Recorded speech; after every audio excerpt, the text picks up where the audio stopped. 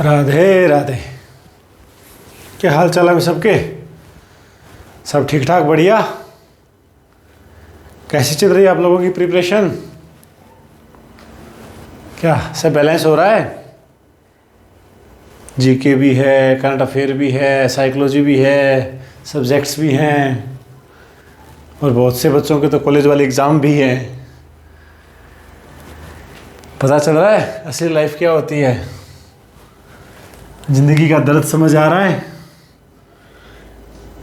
चलो, जैसे भी है काम चलाए रखो। हम नेक्स्ट टॉपिक डिस्कस करते हैं, न्यूक्लियाई, नाभिक। नाभिक में आपके सिलेबस में सिर्फ 4 ही पॉइंट हैं: मास डिफेक्ट, द्रव्यमान क्षति, न्यूक्लियर बाइंडिंग एनर्जी, नाभिकीय बंधन ऊर्जा, न्यूक्लियर फ्यूजन एंड फिजन, नाभिकीय विखंडन और संलयन। तो एक लेक्चर का ही काम है, एक लेक्चर में आपको ये करवा देंगे। फिर आपको असाइनमेंट कहाँ मिलेगी? टेलीग्राम चैनल पे। तो वहाँ से असाइनमेंट आप लोग करना।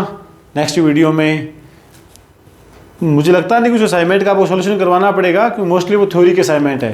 फिर भी ग्रुप में बता देना, वीडियो सॉल्यूशन चाहिए तो वीडियो सॉल्यूशन, अदरवाइज सीधे आंसर की प्रोवाइड करवा देंगे। वो जैसे आप लोग कहोगे वैसे कर लेंगे हम। तो एक लेक्चर, एक इसकी असाइनमेंट, इतने में टॉपिक ख़त्म।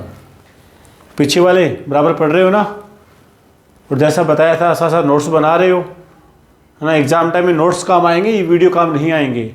इतना टाइम नहीं मिलेगा कि वीडियो दोबारा देख पाओ आप। तो नोट्स बना लेना साथ साथ, जो असाइनमेंट करवाए जा रहे हैं वो भी साथ साथ कर लेना। पूरा काम आपको मेंटेन रखना है। तो आज का हम टॉपिक शुरू करते हैं, नाभिक। एटम वाला चैप्टर हमने पढ़ लिया था। तो एटम वाले चैप्टर में हमने थोड़ा डिस्कस भी किया था कि रदरफोर्ड ने अल्फा प्रकीर्णन प्रयोग किया था, जिससे नाभिक की खोज हुई थी। पढ़ा था ना हमने? आपने पढ़ा है ना, ये तो पता ही है। नाभिक की खोज किसने की थी? रदरफोर्ड ने। कौन से प्रयोग से? अल्फा प्रकीर्णन प्रयोग, अल्फा स्कैटरिंग एक्सपेरिमेंट। नाभिक में क्या होता है? क्या होता है? ये नाभिक है। इसमें कौन होते हैं? प्रोटॉन होते हैं और न्यूट्रॉन होते हैं। प्रोटॉन प्लस के, न्यूट्रॉन है उदासीन। दूसरा, छोटी छोटी बेसिक बातें मैं रिपीट कर रहा हूँ, आप लोगों को सब पता है। ये नंबर ऑफ प्रोटॉन किसे लिखते हैं? हमें जेड से, पता है ना। वो वाला सिंपल याद होगा, ये वाला ऐसे लिखते थे हम। ए यहाँ भी लिख देते हैं, ए साइड भी, वो तो लिखने का अपना अपना तरीका है। एक्स का मतलब तो क्या था? उस तत्व का प्रतीक चिन्ह है। हाइड्रोजन के लिए H, हीलियम के लिए He, लिथियम के लिए Li। जेड यहाँ क्या था? एटॉमिक नंबर, परमाणु क्रमांक। अगर परमाणु की बात करें तो, नाभिक की बात कर रहे हैं तो जेड यहाँ क्या बताता है? Number of proton. Number of proton. परमाणु की बात करते हैं तो जितने प्रोटॉन होते हैं उतने क्या होते हैं? इलेक्ट्रॉन। ए क्या बताता है? नंबर ऑफ न्यूक्लियस, यानी number of proton plus number of neutron. यानी नाभिक में कौन कौन है, उनकी संख्या कौन बताता है? ए। तो आपसे ये क्वेश्चन पूछ लिया जाए कि नंबर ऑफ न्यूट्रॉन कौन बताएगा? क्या ये तरीका ठीक है? Number of proton plus number of neutron तो कौन है? ए में से जेड निकाल दो तो क्या बचेगा? नंबर ऑफ न्यूट्रॉन तो बचेगा। ये बातें सब ठीक है, यहां तक सब अच्छा लग रहा है? ठीक है। अब सुनो, एक चीज थोड़ी अजीब लगेगी आपको। आप एक शॉप पे जाते हो, ठीक है? एक प्रैक्टिकल एग्जांपल दे रहा हूं समझने के लिए। आपने एक एप्पल लिया, ठीक है? एप्पल का वेट मान लेते हैं कितना था? 100 ग्राम। आपने एक एप्पल लिया, उसका वेट क्या था? 100 ग्राम। एक अपने, चलो कुछ और फ्रूट जैसे ऑरेंज ले लें, संतरा ले लेते हैं। संतरा लिया, उसका वजन था 80 ग्राम, ठीक है? अब आपने इस एप्पल और ऑरेंज को एक पॉलीथीन में डाल दिया। एक पॉलीथीन में डाला, पॉलीथीन का वेटलेस है, पॉलीथीन का कोई द्रव्यमान नहीं मान रहा मैं। तो अब टोटल द्रव्यमान कितना हो जाना चाहिए? 180 ग्राम। ये बात हमारा कॉमन सेंस कहता है, ऐसा ही होना चाहिए। अगर ऐसा हो जाए, एप्पल 100 ग्राम का, ऑरेंज 80 ग्राम का, ये 180 ना होके ऐसा हो जाए, तो क्या ये बात आप लोगों को डाइजेस्ट होगी? क्या आप लोग इस बात को पचा पाओगे?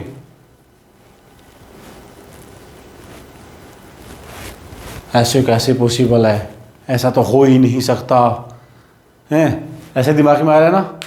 हाँ, अब सुनो बात, ऐसा हुआ। कब हुआ? एप्पल की जगह क्या लिया गया? एक प्रोटॉन, ठीक है, प्रोटॉन का कुछ ना कुछ मास रहा होगा, 100 ग्राम तो एग्जाम्पल लिया हमने। ऑरेंज की जगह क्या लिया गया? एक न्यूट्रॉन, ठीक है, दोनों को अलग अलग मास जोड़ा, मान लो कितना आया? 180 ग्राम। सपोज करो कितना आया? 180 ग्राम, ठीक है। अब इस प्रोटॉन को और इस न्यूट्रॉन को एक नाभिक में रखा गया, यानी एक नाभिक लिया जिसमें एक प्रोटॉन था और एक न्यूट्रॉन था। उस नाभिक का द्रव्यमान कितना आया? ये आया। हालांकि आना चाहिए था 180, आया कितना? 179.95। मास में क्या आई? कमी। मास में क्या आई? डिफेक्ट। द्रव्यमान में क्या आई? क्षति। ये जो मास में डिफरेंस आया, इस डिफरेंस को क्या कहा जाता है? द्रव्यमान क्षति कहा जाता है। क्या कहा जाता है? मास डिफेक्ट कहा जाता है। क्यों आई, कहाँ गया, ये सब बात की बातें हैं, पहले डेफिनेशन समझनी है। तो ये द्रव्यमान क्षति आप कैसे निकालोगी? कैसे निकालोगी? ये तरीका ही निकालने का। टोटल एप्पल का द्रव्यमान प्लस ऑरेंज का द्रव्यमान माइनस न्यूक्लियस का द्रव्यमान, ऐसे करोगे तभी निकलेगा जो भी इसका डिफरेंस आया। अगर एप्पल की संख्या 2 कर दी जाए तो क्या कर दोगे? 2 से गुणा। ऑरेंज की संख्या 3 कर दी जाए तो 3 से गुणा, माइनस जो भी आएगा घटा देंगे। मैं तो ये कहता ना, ऐसे ही करेंगे हम। 3 एप्पल है 300 ग्राम, सॉरी 2 एप्पल हैं 200 ग्राम, 3 एप्पल हैं 240 ग्राम, इसका जो भी, हाँ ये भी डाटा जो भी आए, तरीका तो ये रहेगा ना करने का, तरीके की बात कर रहा हूँ मैं। ये जो डिफरेंस आया, ये डिफरेंस क्या कहलाता है? द्रव्यमान है क्षति। अब अपने वाले केस में फॉर्मूला कैसे लगेगा? देखो ध्यान से देखना भाई। द्रव्यमान क्षति किससे लिखते हैं? डेल एम से। द्रव्यमान में कमी कितनी आई? Del M. कैसे निकालेंगे? देखो ये क्या चीज थी? प्रोटॉन का द्रव्यमान गुणा में प्रोटॉनों की संख्या, मास ऑफ प्रोटॉन इंटू में नंबर ऑफ प्रोटॉन। तो मास ऑफ प्रोटॉन क्या होता है? एमपी। इंटू में क्या आएगा? प्रोटॉनों की संख्या। प्रोटॉनों की संख्या किससे लिखते हैं? जेड से। हो गया। प्लस 80 क्या था? न्यूट्रॉन का मास, यानी मास ऑफ न्यूट्रॉन। यहां क्या था? Number of neutron. Number of neutron किससे लिखोगे? ए माइनस जेड से, माइनस इस पूरे नाभिक का द्रव्यमान। नाभिक का द्रव्यमान ऐसे लिख देते हैं हम, ये लो, this is the formula for mass defect. रट्टा मारोगे याद नहीं होगा, पर समझोगे तो याद हो जाएगा।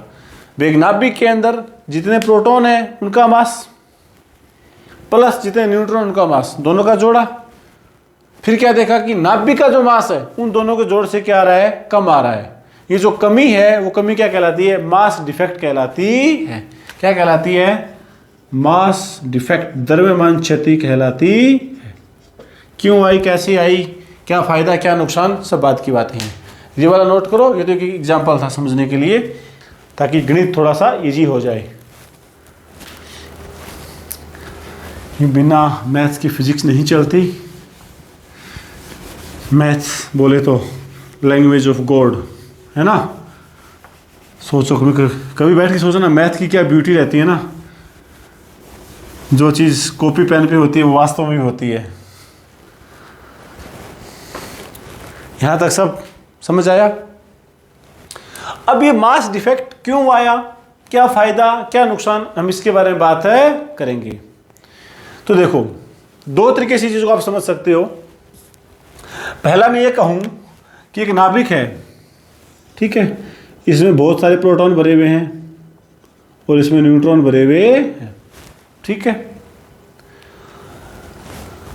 नाभिक का साइज आपको पता है ना, फर्मीमीटर कोटि का। फर्मीमीटर ने बहुत ही छोटा सा, यानी एक छोटी सी जगह में ये प्रोटॉन ये न्यूट्रॉन सब साथ साथ रह रहे हैं, हालांकि नहीं रहने चाहिए थे।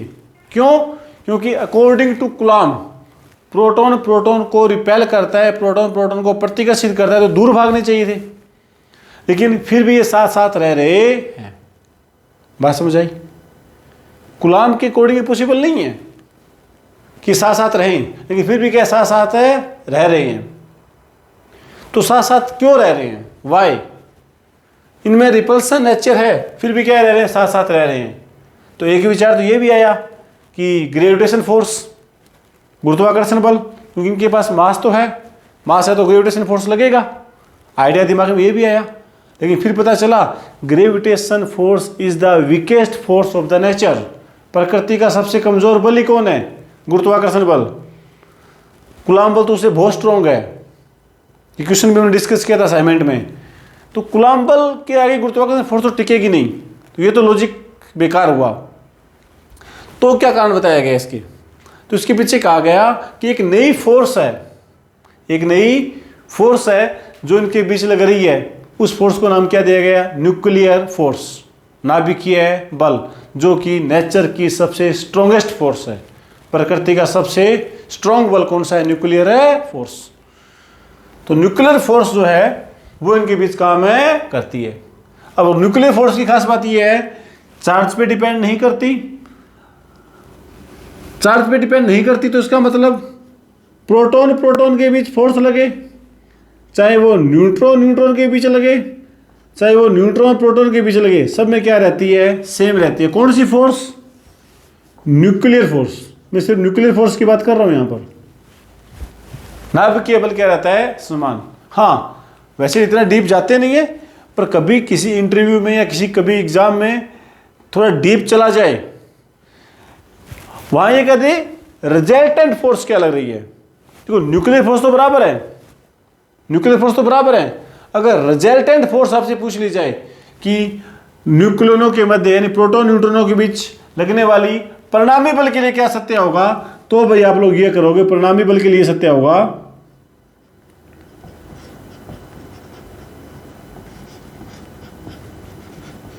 ये तभी काम आएगा जब एक वर्ड लिखा है क्या? Resultant force. हालांकि इतना इतना डीप कोई नहीं जाता। क्यों आया ये समझ आई बात?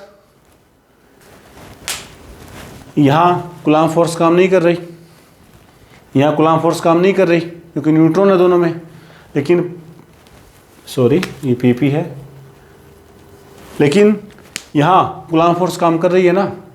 तो कूलॉम फोर्स का नेचर क्या है? रिपल्सन का। यहां न्यूक्लियर फोर्स का क्या है? अट्रैक्शन का। दोनों का रिजल्ट क्या आएगा? थोड़ा वीक हो जाएगा। तो परिणामी बल पूछे तो ये करना है, हालांकि इतना डीप नहीं जाएगा, सिर्फ न्यूक्लियर फोर्स पूछे तो ये बताना है। अब न्यूक्लियर फोर्स तो बता दी, अब स्टोरी ये शुरू हुई कि न्यूक्लियर फोर्स आई कहां से, न्यूक्लियर फोर्स की वजह क्या है। जैसे ग्रेविटेशन फोर्स की वजह क्या है? द्रव्यमान होना। द्रव्यमान से फोर्स क्यों लगता है, एक अलग टॉपिक है ना, कभी बात करेंगे फुर्सत में कि ऐसा द्रव्यमान में क्या होता है कि आपसे फोर्स लग जाता है। छोड़ो इस सब चीज़ों को, इतना डीप नहीं जाना, वापस आओ टॉपिक में है। हाँ, कल्पना से बाहर आ जा बच्चे, वापस आ, शाबाश। कूलॉम फोर्स का रीजन क्या था? चार्जेस है। तो ये पूछा गया कि प्रोटॉन और न्यूट्रॉन के बीच लगने जो फोर्स लग रही है उनका कारण क्या है, उनके रीजन है क्या है। तो अलग अलग थ्योरी अलग अलग देती हैं, है ना। मैशॉन थ्योरी कहते हैं पाइकनोवा एक्सचेंज होता है, अलग थ्योरी अलग कहती है, वो सब नहीं जाना। सिंपल सी भाषा में क्या बताया गया कि यहाँ फोर्स लग रही है, यानी आपस में चार्जेस बंधे हुए हैं, तो यानी यहाँ क्या एक बाइंडिंग एनर्जी है। यहाँ क्या एक है? बाइंडिंग एनर्जी है। क्या है? बंधन ऊर्जा है। वो ऊर्जा ही क्या लगा रही है? यहाँ फोर्स लगा रही है। अब क्वेश्चन ये उठा कि बाइंडिंग एनर्जी आई कहाँ से? हमने तो ये पढ़ा है energy neither be create nor be destroyed. ऊर्जा को ना बनाया जा सकता ना नष्ट किया जा सकता। तो यहाँ एनर्जी आई कहाँ से? तो एक्सप्लेनेशन ये दिया गया कि ये जो मास में डिफेक्ट आया, प्रोटॉन का मास 100 ग्राम था, न्यूट्रॉन का 80 ग्राम था, साथ बांधने पे द्रव्यमान में 0.05 का डिफेक्ट आया। वो मास में जो डिफेक्ट आया इस कन्वर्ट इनटू एनर्जी। द्रव्यमान में जो क्षति आई वो किस में कन्वर्ट हो रही है? एनर्जी में कन्वर्ट हो रही है। जो मास में जो चेंज आया वही क्या है? यहाँ बाइंडिंग एनर्जी का काम है, कर रहा है। अब क्वेश्चन क्या दिमाग में आया? हाउ? क्योंकि छोटे ज़माने में ये भी पढ़ते थे। छोटा ज़माना, हाँ, मतलब जब तुम 11वीं क्लास में थे तब मास को ना बनाया जा सकता ना नष्ट किया जा सकता, ऐसा कभी पढ़ा होगा। तो वो थ्योरी तब तक थी जब तक हमारे पूजनीय आइंस्टाइन बाबा इस धरती पे नहीं आए थे। क्योंकि आइंस्टाइन बाबा ने क्या कहा था? E = mc², mass can be converted into energy and energy can be converted into mass. याद है ना? तो according to Einstein this defect in mass del m को c² से मल्टीप्लाई कर दो, convert into energy, and this energy is called binding energy. This energy is called binding energy. Binding energy का formula ये बना लो, ये डेल m की value आप यहाँ रख सकते हो, कोई दिक्कत है नहीं है। यहाँ तक कोई दिक्कत परेशानी है तो बताओ। ये बाइंडिंग एनर्जी ही है जो इनको एक साथ बांध के रखे हुए है।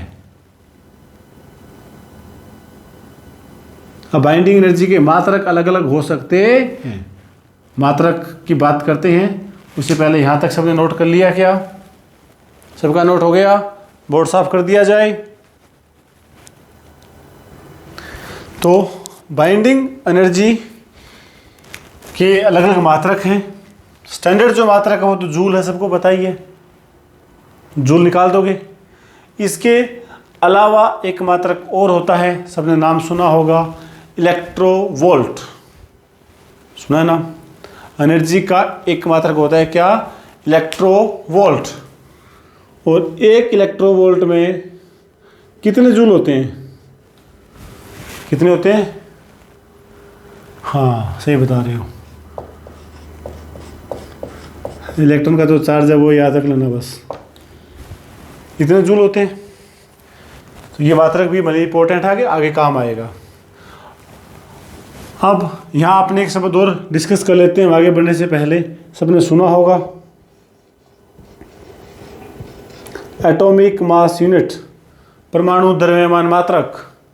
लंबी चौड़ी पर भाषा पड़ी होगी। C12 के द्रव्यमान को 12 से भाग देने पर प्राप्त हो। Definition does not required here. आपको सिर्फ याद रखना है, 1 AMU मतलब 1 प्रोटॉन का द्रव्यमान 1.67 10⁻⁻⁻ है। इतना ही होता है क्या? ओके। हाँ, अब सुनो क्वेश्चन कैसे कैसे आएंगे। सिंपल बेसिक क्वेश्चन स्टार्ट करते हैं। पहला क्वेश्चन ये है, 100 ग्राम मास डिफेक्ट हो रहा है, ठीक है? कन्वर्ट इनटू एनर्जी करो, कन्वर्ट इनटू एनर्जी। अब मुश्किल हो जाएगा। ये क्वेश्चन ये वाला है, आप लोग एक करो। अब मैं दूसरा क्वेश्चन लिखता हूँ यहाँ पर। आप टुकर टुकर देख क्या रहे हो? क्वेश्चन करने का बोला ना, करो। हाँ, फोन में से निकल के थप्पड़ मार दिया जाएगा तो वापस भी आ जाऊँगा मैं। हाँ, हंस रही है। करो करो क्वेश्चन करो, शाबाश।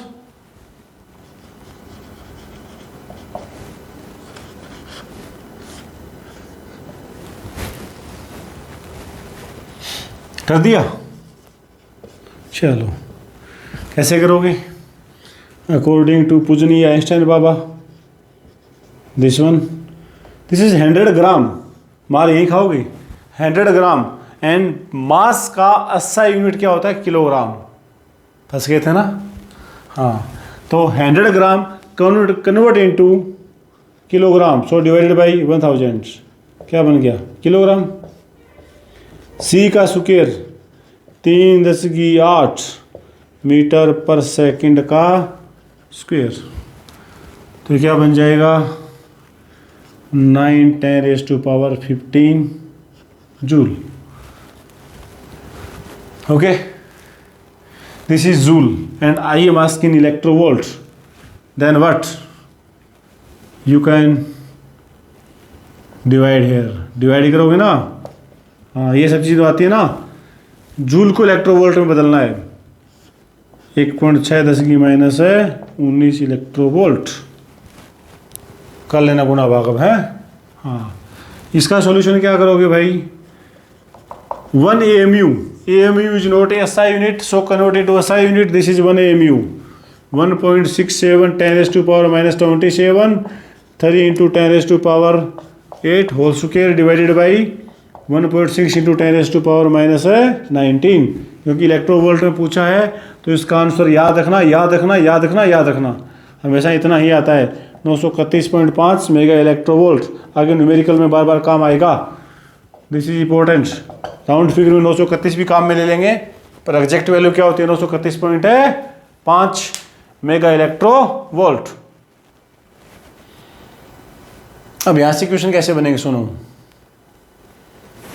जैसे मैंने 100 ग्राम आपको बता दिया, बताया ना, आपको अगर थोड़ा क्वेश्चन बड़ा आएगा तो पहले 100 ग्राम कैलकुलेट करना पड़ेगा, पहले कैलकुलेट करना पड़ेगा। डाटा सारा गिवन आएगा, आपको टेंशन मत लो, डाटा गिवन आएगा, असाइनमेंट में भी दे दूंगा एक आधा क्वेश्चन, आपको आइडिया हो जाएगा।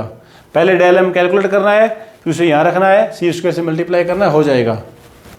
क्या एक क्वेश्चन करके दिखाएं? देखो आप लोग तो करते नहीं क्वेश्चन, ये दिया था किया आपने, हैं सर आप करके दिखा दो, नहीं अच्छी बात नहीं है, ये तुम चीटिंग करते हो भाई। चलो आपके क्वेश्चन कैसे है एग्जाम में, ऐसे गिवन आएगा कि मास ऑफ प्रोटॉन, हो सकता है AMU में गिवन आए, फिर तो बहुत अच्छी बात है। मैं एक बार रफली बता रहा हूँ, रफली वैल्यू ले रहा हूँ भाई समझने के लिए। जैसे कह दे mass of proton is 0.53, AMU को म्यू से भी लिख देता है, म्यू का मतलब यहाँ क्या होता है AMU। मास ऑफ न्यूट्रॉन रफली ले रहा हूँ भाई, ये कोई एग्जैक्ट आंकड़ा नहीं है। और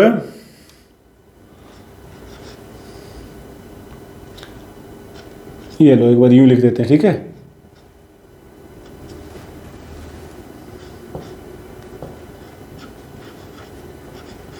यू वैल्यू आ गई आपके पास कोई, ये रफली वैल्यू है समझने के लिए।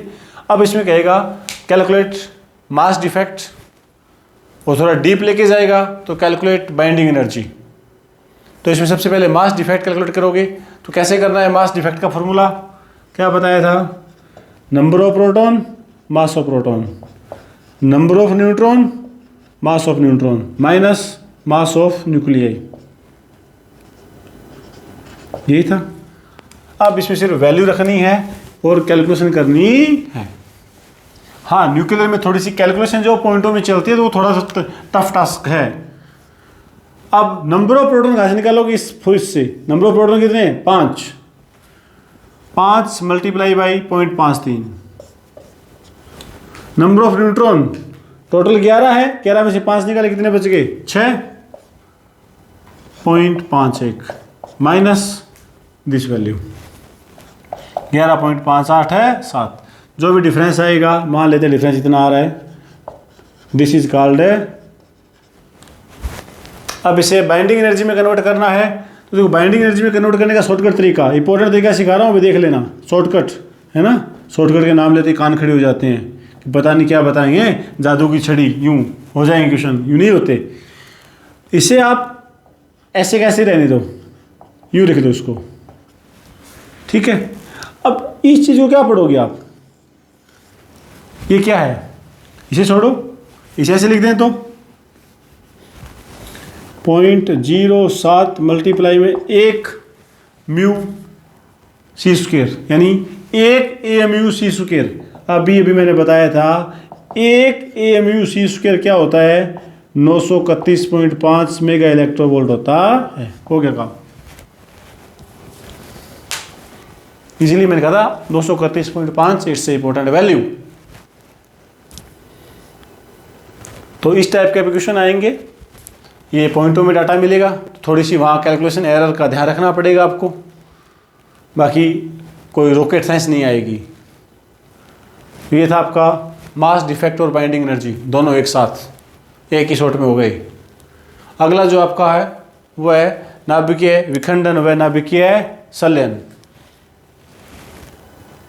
तो नाभिकीय विखंडन व संलयन देखने से पहले हमें एक चीज़ देखनी है, शायद आप लोगों ने नाम सुना होगा, ये तो अभी सुन के आए हो ना, अभी सुन के आए हो, बाइंडिंग एनर्जी पर न्यूक्लियन। पहले मुझे बताओ न्यूक्लियन किसे कहते हैं? जो न्यूक्लियस में होता है, जो नाभिक में होता है, उसे क्या कहते हैं? न्यूक्लियन। और नाभिक में कौन होता है? प्रोटॉन और है न्यूट्रॉन, यानी जिसे हम सीधा सीधा किसे कह सकते हैं? हमें ए से। प्रति न्यूक्लियन बंधन है ऊर्जा, यानी बंधन ऊर्जा क्या होती है? ईबी। पर न्यूक्लियन ए से भाग दे दो, क्या कहलाती है? ईबी बार, यानी बाइंडिंग एनर्जी पर न्यूक्लियन क्या होती है? ईबी बार। ईबी बार क्या रिप्रेजेंट करती है? दुनिया का सबसे खूबसूरत शब्द,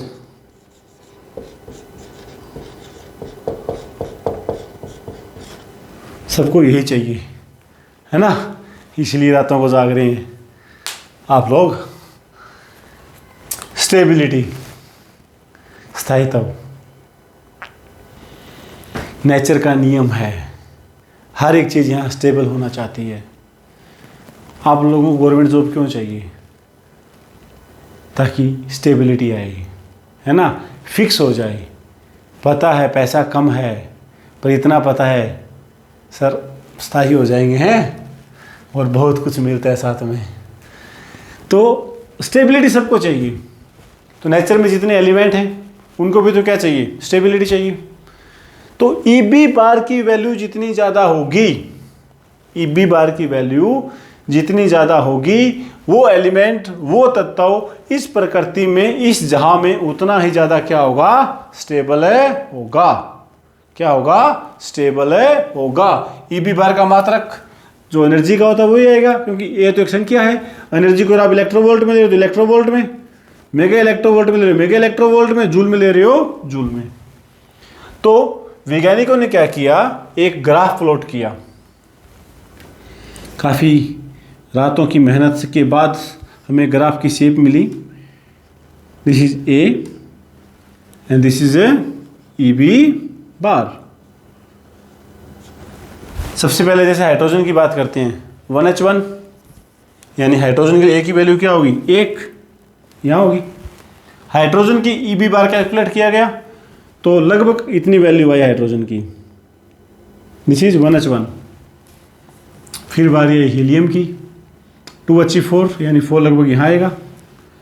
हीलियम का देखा तो लगभग यहाँ एग्जिस्ट करता है, इतनी वैल्यू आई। तो ऐसे करके पीरियोडिक टेबल में जितने एलिमेंट थे सबके लिए ईबी बार का कैलकुलेशन किया गया। और इस ग्राफ में एक पॉइंट जो है वो क्या बताता है? एक एलिमेंट को रिप्रेजेंट करता है। तो जब ग्राफ बनाया गया, मतलब ऐसे बनाया गया, तो लगभग इस शेप का हमें क्या मिलता है? ग्राफ मिलता है ऐसे यूं। बहुत सारे जितने भी एलिमेंट थे सब आ गए इस लाइन के ऊपर, है ना? टिक टिक टिक टिक टिक लगा देना। तो सबसे ज्यादा खुजली क्या हुई है? क्या इच्छा हुई कि साला टॉप पे कौन बैठा है ना? सबसे ज्यादा इच्छा यही होती है जानने की कि टॉप पे कौन बैठा है। और टॉप पे बैठा है तो उसकी वैल्यू कितनी है? टॉप वाले की वैल्यू थी लगभग 8.75 मेगा इलेक्ट्रो वोल्ट। और पूछा गया टॉप पे कौन बैठा है? तो भाई अकॉर्डिंग टू एनसीईआरटी टॉप पे कौन बैठा है? ये वाला। और राजस्थान बोर्ड की बुक में यहाँ निकल को भी रिप्रेजेंट किया जाता है। कि फेरिक और निकल की अप्रोक्सीमेटली एनर्जी क्या मानी गई, सेम मानी गई, तो निकल को भी रिप्रेजेंट किया जाता है। प्रकृति में ये क्या सबसे ज़्यादा स्ट्रॉन्ग, इसीलिए आप देखते हो ना ज़मीन में या कहीं भी सबसे ज़्यादा लोहा पाया जाता है, क्योंकि वो सबसे ज़्यादा स्टेबल है। अब यहाँ से देखो फर्स्ट ग्रेड में ना 2015 की फर्स्ट ग्रेड में क्वेश्चन पूछा था, क्वेश्चन की खूबसूरती देखो, EB बार और A के ग्राफ में जो तत्व सबसे टॉप पे पाया जाता है, यानी जिसकी स्टेबिलिटी सबसे ज़्यादा होती है, उसके लिए A व Z होंगे। प्रकृति में सबसे स्टेबल जो एलिमेंट है उसके लिए A व Z होंगे। ऑप्शन देखो, A व Z दोनों ओड होंगे, A व Z दोनों इवन होंगे, A इवन Z ओड और A ओड Z इवन, यानी दोनों सम होंगे, दोनों विषम होंगे, A सम Z विषम और A विषम Z सम, ये 4 ऑप्शन थे। तो चाहे आप निकल की बात कर लो या फेरी की बात कर लो, बोथ आर इवन, दोनों क्या होंगे, सम संख्या होंगी। कितना सिंपल सा क्वेश्चन था, लेकिन काफ़ी नॉलेज चाहिए था इसके लिए। तो इधर वालों का क्या, इधर वालों का क्या, इधर वालों के लिए मैं एक शब्द काम में लूंगा, क्या, हल्के तत्व, हल्के तत्व। क्यों?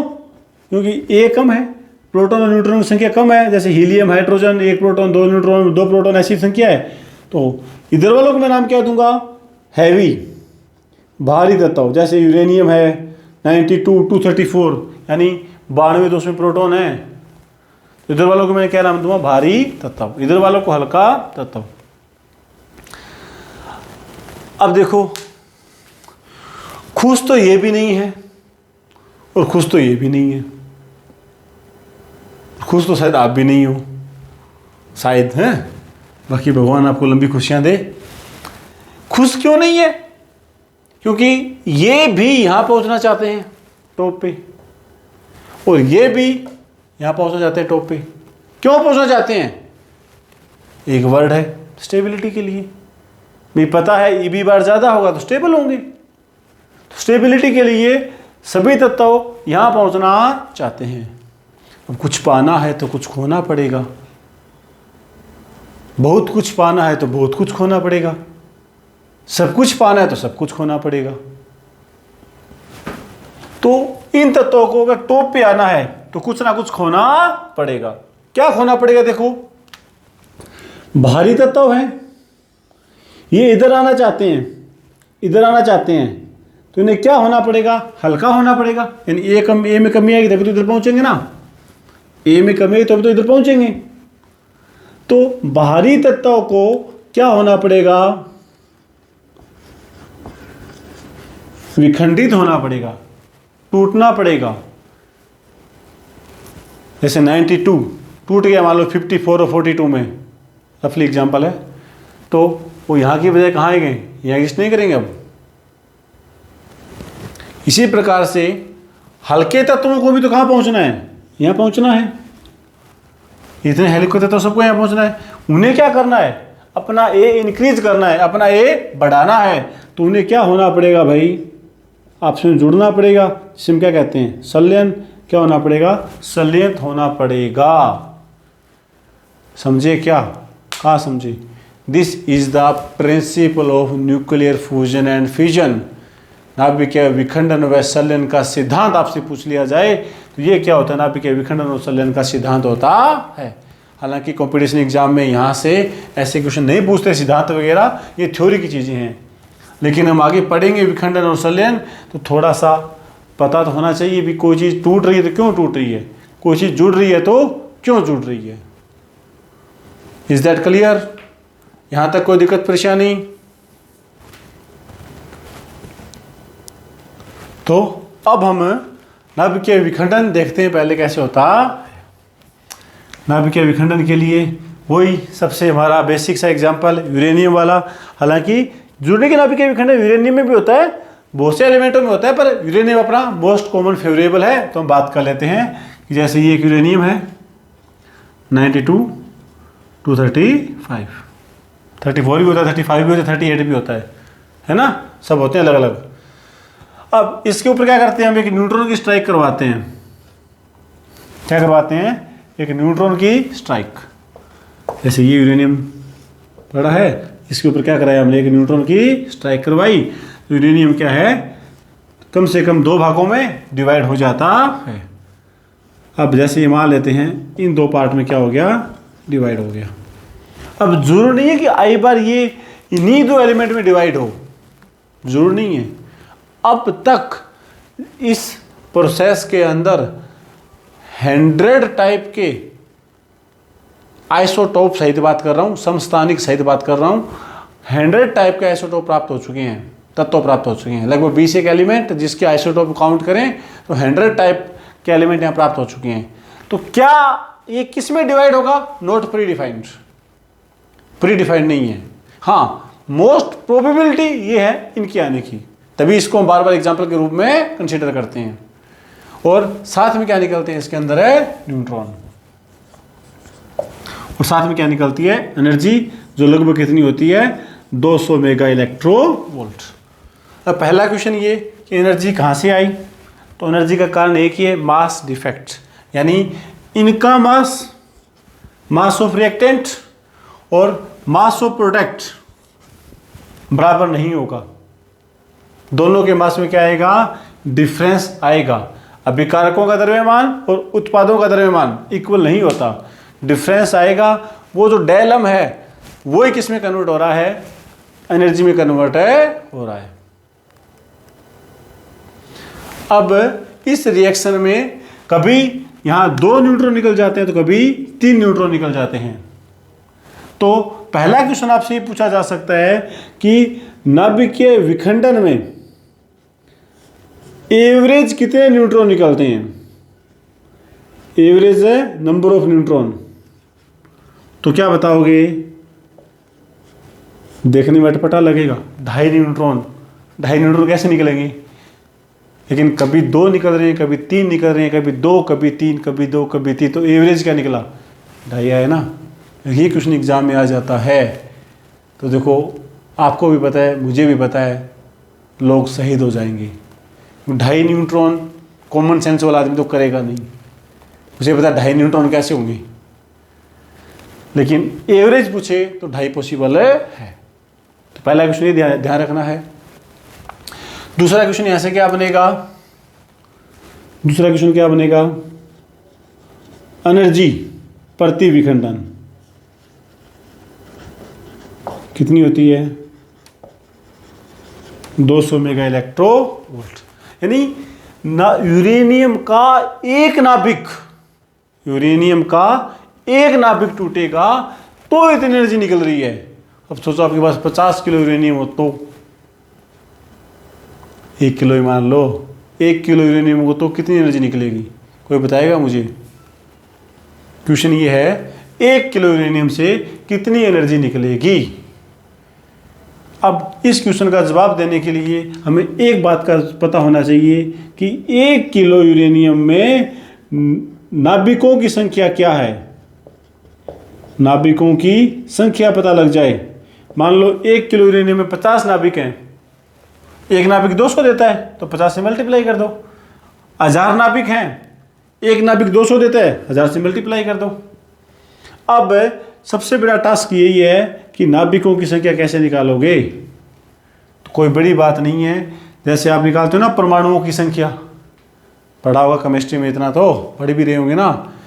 100 ग्राम यूरेनियम में परमाणु कितने हैं, कैसे निकालते हो, पर जितने परमाणु में उतने नाभिक होंगे। एक परमाणु में एक तो नाभिक होता है, कैसे निकालते हो, वो आवोगाद्रो नंबर से मल्टीप्लाई करके निकालते हो ना। हाँ, आयोगाद्रो ऐसा कुछ होता क्या, 6.23 ले रहा हूँ एक बार इसको राउंड फिगर में ही, 10⁻23 इंटू में क्या होता है, डिवाइड में ए, जिस पदार्थ का बात कर रहे हो वो, इंटू में उसकी मात्रा। ये क्या होती है, नाभिकों की संख्या। और इस नाभिकों की संख्या को मल्टीप्लाई कर दें 200 मेगा इलेक्ट्रोवोल्ट से तो क्या आ जाएगी, एनर्जी आ जाती है। हाँ, कहीं 26 भी लिखा होता है, कहीं 23 भी लिखा होता है, वो डिपेंड करता है कि आप मात्रा ग्राम में ले रहे हो कि किलोग्राम में ले रहे हो। तो इंपॉर्टेंट फॉर्मूला है, याद रखना। केमिस्ट्री में भी काम आएगा। परमाणु की संख्या निकालने को कहे या नाभिकों की संख्या निकालने को कहे, दिस इज एवोगाद्रो नंबर। ये आपका ए क्या है पता ही है ना, हाँ मास नंबर इनटू में पदार्थ की मात्रा। तो ये 1 किलोग्राम यूरेनियम। अब कितना भी पूछ ले आपसे, 100 ग्राम पूछे, 50 ग्राम पूछे, 1 क्विंटल पूछे, 10 टन पूछे, आप यहां से बता सकते हो। क्लियर। और दूसरा क्वेश्चन आपसे एनर्जी का पूछ ले तो भाई इनका द्रव्यमान जोड़ लो, इनका द्रव्यमान जोड़ लो। द्रव्यमान कैसे जोड़ोगे बताया आपको, वैसे क्वेश्चन में गिवन होता है कि यूरेनियम का इतना, सबका द्रव्यमान गिवन आएगा आपके पास, जोड़ लो, जोड़ के दोनों का डिफरेंस ले लो, डिफरेंस को सी स्क्वायर से मल्टीप्लाई कर दो, एनर्जी आ जाएगी। तो विखंडन में ज़्यादा डीप में जाने की जरूरत है नहीं है। हाँ, इस न्यूट्रॉन की आपसे एनर्जी पूछ ली जा सकती है कि कितने एनर्जी वाला न्यूट्रॉन इसको यूरेनियम को तोड़ने में सक्षम होता है। तो नॉर्मली इस एनर्जी का इलेक्ट्रॉन यूरेनियम को तोड़ने में सक्षम होता है अगर यूरेनियम अच्छे वाला है तो। अब जैसे यूरेनियम 238 आ जाए, वो इतना जल्दी नहीं टूटता, उसके लिए तो 1 मेगा इलेक्ट्रोवोल्ट से ज़्यादा एनर्जी चाहिए। यहाँ तक सब ठीक। तो इसके अंदर विखंडन में ज़्यादा कुछ नहीं है। थ्योरी क्वेश्चन 1 और 2 थ्योरी क्वेश्चन बनेंगे, ये भी थ्योरी का है पर विखंडन पूछ ले तो। और ये आपका नाभिकों की संख्या का है। ज़्यादा से ज़्यादा, बहुत ज़्यादा अगर डीप जाना चाहेगा, बहुत ज़्यादा डीप जाए तो आपसे पावर पूछ सकता है। तो पावर कोई बड़ी चीज़ नहीं होती। पावर क्या होती है, कार्य करने की दर, यानी एनर्जी बटा में टाइम। पावर क्या होती है, एनर्जी बटा में टाइम। और एनर्जी कैसे निकालोगे, ऐसे निकाल लें, एन इंटू में 200 मेगा इलेक्ट्रोवोल्ट बटा में टी। एन क्या है यहाँ पर, नाभिकों की संख्या। एनर्जी कैसे निकाल रहे हो, ये तो कर रहे हो, नाभिकों की संख्या गुणा में 200, नाभिकों की संख्या गुणा में 200 अपॉन में टी। ये क्या बन जाएगा आपका पावर। पावर का मात्रक बताइए ना, वाट। तो ये करो नोट। सलन बचा है वो भी डिस्कस कर लेते हैं आपके साथ। तो नाभिकीय विखंडन समझ आया। हाँ, नाभिकीय विखंडन में एक चीज और देख लेना, के पुनरुत्पादन गुणांक क्या चीज है देखो, पहले सुनो। आपने सुना होगा नाम चेन रिएक्शन। चेन रिएक्शन में क्या होगा कि जैसे ये आपने जैसे 10 ग्राम यूरेनियम लिया, तो 10 ग्राम यूरेनियम का ये पहला नाभिक है जिससे एक न्यूट्रॉन आपने स्ट्राइक करवाया, ये 2 पार्ट में टूट गया। अब इसमें साथ साथ न्यूट्रॉन भी निकले, हो सकता है 2 निकले, हो सकता है 3 निकले। ये न्यूट्रॉन क्या करेंगे, जो 10 ग्राम यूरेनियम आपने लिया है उसमें ये तो है नहीं कि एक ही नाभिक है यूरेनियम का, उसमें यूरेनियम के और नाभिक भी तो हैं। तो यूरेनियम के दूसरे नाभिकों से जाके क्या करेंगे, टकराएंगे, फिर ये आगे ब्रेक हो जाएगा, फिर इसमें से न्यूट्रॉन निकलेंगे, वो आगे और जाके टकराएंगे, ऐसे करके के चैन रिएक्शन शुरू हो जाती है। अब हमें क्या करना है, हम इसको अलग अलग पीढ़ियों में देखते हैं। ये पहली पीढ़ी फर्स्ट स्टेज, ये दूसरी पीढ़ी सेकंड स्टेज, ये आपकी तीसरी पीढ़ी फोर्थ पीढ़ी, ऐसे चलता रहता है। अब किन्हीं 2 पीढ़ियों का न्यूट्रॉन का अनुपात निकालना है। जैसे सेकंड पीढ़ी में कितने न्यूट्रॉन है, 2, पहली पीढ़ी में कितने न्यूट्रॉन है, 1। तो ये अनुपात क्या कहलाएगा, के कहलाता है। या ये कह दो थर्ड पीढ़ी में कितने इलेक्ट्रॉन है, कितने न्यूट्रॉन है, 4, सेकंड में कितने हैं, 2, क्या कहलाता है ये अनुपात, के कहलाता है। समझा की बात। के क्या है, किसी पीढ़ी में न्यूट्रॉनों की संख्या अपॉन उससे पीछे वाली पीढ़ी, पीढ़ी मतलब स्टेज में न्यूट्रॉनों की संख्या। अब अगर के तो के क्या है, अनुपात है, अनुपात की वैल्यू है तो क्या होगी, 1 से बड़ी, ये क्या होगी 1 के बराबर, या क्या होगी 1 से छोटी। 1 से बड़ी कब होगी, जब न्यूट्रॉन आगे से आगे बढ़ते जाएंगे, जैसे इस केस में बढ़ रहे हैं, 1 से 2 हुए, 2 से 4 हुए, तो इसे बोलते हैं हम क्या, अनकंट्रोलेबल चेन रिएक्शन, अनियंत्रित श्रृंखला अभिक्रिया। के बराबर 1 कब रहेगा, शुरू में 1 न्यूट्रॉन था, आगे भी 1, आगे भी 1, आगे भी 1, तो उसे बोलते हैं हमें कंट्रोलेबल चेन रिएक्शन।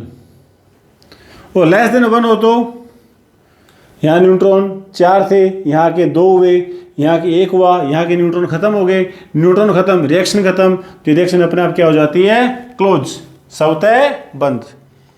तो आपको इतना ध्यान रखना है K की वैल्यू 1 से बड़ी है, अनियंत्रित श्रृंखला अभिक्रिया बराबर 1 है, तो नियंत्रित श्रृंखला अभिक्रिया 1 से छोटी है, तो अपने आप अभिक्रिया क्या हो जाएगी, बंद। और दूसरा एक वर्ड आता है क्रांतिक मास, क्रिटिकल है मास, यानी इस अभिक्रिया को जारी रखने के लिए यूरेनियम का मिनिमम कितना मास होना चाहिए, यूरेनियम का द्रव्यमान कितना होना चाहिए कि अभिक्रिया क्या रहे, शुरू रहे, तो वो कितना होता है 10 kg। कम से कम 10 किलो यूरेनियम हमारे पास होना चाहिए, तभी रिएक्शन क्या होगी, आगे बढ़ेगी। और ये नाभिकीय विखंडन कहाँ कहाँ काम आता है मुझे बताने की जरूरत नहीं होनी चाहिए। सबसे बड़ा आज के टाइम इलेक्ट्रिसिटी। अब राजस्थान में ऐसा कौन सा प्लांट है जिसमें न्यूक्लियर काम में लिया जाता है, cover in your GK. Bharat में कौन कौन से प्लांट, आपको तो भारत का भी जीके लगता है ना, तो ये भी देखना भारत में कौन कौन से प्लांट हैं जहाँ न्यूक्लियर से काम हो रहा है हमारा। सबसे बड़ा अप्सरा, हाँ, डॉक्टर होमी जहांगीर बाबा ने जो बनाया था, जवाहरलाल नेहरू ने उसे नाम दिया था अप्सरा। कहाँ है वो बताना है, सबको पता भी होगा। तो कहाँ कहाँ न्यूक्लियर प्लांट है इंडिया में, वो भी आपको पता होने चाहिए। इसके अलावा तो देखो बाकी हर जगह काम आता ही है, बम बना लो। यूरेनियम और तुम लोगों में ज़्यादा फर्क नहीं है, बोथ आर सेम, अभी यूरेनियम ही हो। वो डिपेंड करता है कि आपसे बिजली बनाई जाए कि बम बनाया जाए। तुम भी चलते फिरते यूरेनियम हो सब के सब, वो तो डिपेंड है कि आपके पास माहौल क्या है, आप बम बनते हो कि बिजली बनने में काम आओगे। दूसरा जो है हमारा पार्ट, उस पे आते हैं संलयन, जहाँ से न्यूमेरिकल बनने के बहुत ही कम चांसेस हैं। तो भाई इसकी थ्योरी है, वही अच्छे से देख लेना। संलयन में क्या होता है, हल्के तत्व मिलकर क्या बनाते हैं, भारी तत्व मिलाते हैं। जैसे 4 हाइड्रोजन मिलकर क्या बनाती हैं, एक हीलियम बनाती हैं, 2 क्या निकलते हैं उस रिएक्शन में, न्यूट्रॉन निकल जाते हैं, और साथ में लगभग क्या है 27 मेगा इलेक्ट्रोवोल्ट एनर्जी निकलती है। तो किसका एग्जाम्पल है, नाभिकीय संलयन का एग्जाम्पल है। अब इस अभिक्रिया में एक दिक्कत है, ये अभिक्रिया हमारे यहाँ पॉसिबल नहीं है। हमारे यहाँ मतलब ये नहीं कि आपके कमरे में, मतलब लैब के अंदर अर्थ के ऊपर इसे करवाना क्या है, काफ़ी मुश्किल टास्क है। क्यों? क्योंकि इस अभिक्रिया को कंप्लीट करने की कुछ एक शर्तें हैं। वो शर्तें क्या हैं, सुनो।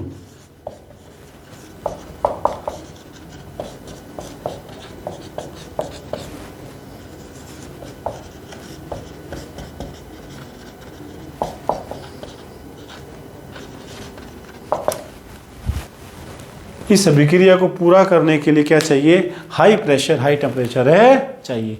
क्यों चाहिए, हाइड्रोजन का नाभिक क्या है, पॉजिटिव, दूसरा नाभिक भी क्या है, पॉजिटिव, तीसरा नाभिक भी क्या है, पॉजिटिव, चौथा भी क्या है, पॉजिटिव। अब 4 पॉजिटिव चीज़ों को आपको आपस में पास लाके जोड़ना है।